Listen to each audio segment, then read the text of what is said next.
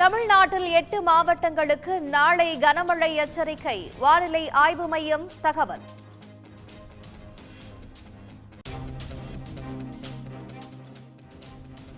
ஆம் ஆத்மியை அழிக்க பாஜக முயற்சிப்பதாக அரவிந்த் கெஜ்ரிவால் குற்றச்சாட்டு.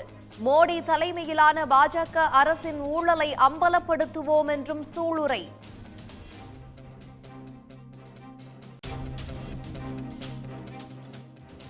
விஜயகாந்திற்கு வழங்கப்பட்ட பத்மபூஷன் விருதுடன் சென்னை வந்த பிரேமலதா அனுமதியின்றி பேரணியாக செல்ல முயற்சி.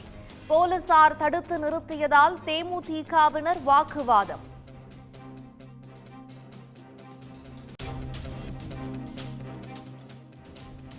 உதகையில் மலர் கண்காட்சியை காண சுற்றுலா பயணிகள் படையெடுப்பு.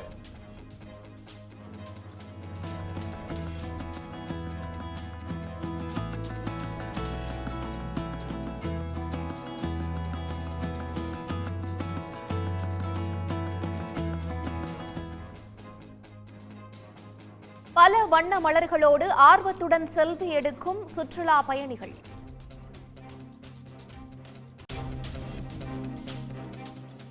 திருச்சி மாவட்டத்தின் பல இடங்களில் 2வது நாளாக வெளுத்து வாங்கிய மழை.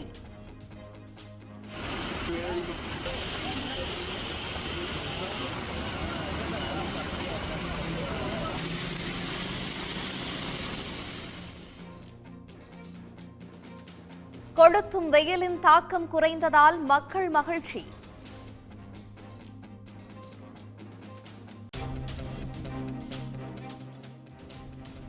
வரும் 14ஆம் தேதி 11ஆம் வகுப்பு பொதுத் தேர்வு முடிவுகள் வெளியாகும். அரசு தேர்வுகள் இயக்ககம் அறிவிப்பு.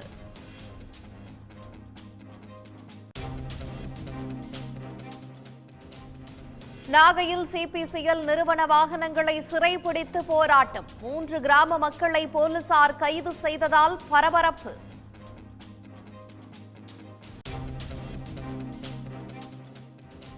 கேரளாவில் மலப்புரம், கோழிக்கோடு மாவட்டங்களில் பரவி வரும் வெஸ்ட் நைல் வைரஸ். எல்லை பகுதிகளில் கண்காணிப்பு தீவிரப்படுத்தப்பட்டுள்ளதாக தமிழ்நாடு அரசு தகவல்.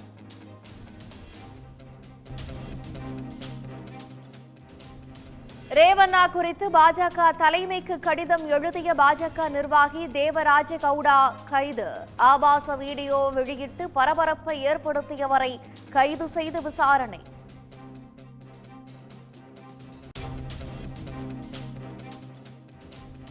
நான்காம் கட்ட மக்களவை தேர்தலுக்கான பிரச்சாரம் இன்று மாலையுடன் நிறைவடைவதால் தலைவர்கள் தீவிர பரப்புரை.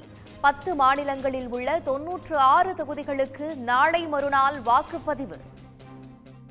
உடனுக்குடன் செய்திகளை தெரிந்து கொள்ள சன் நியூஸ் பெல் ஐகானை கிளிக் பண்ணுங்க.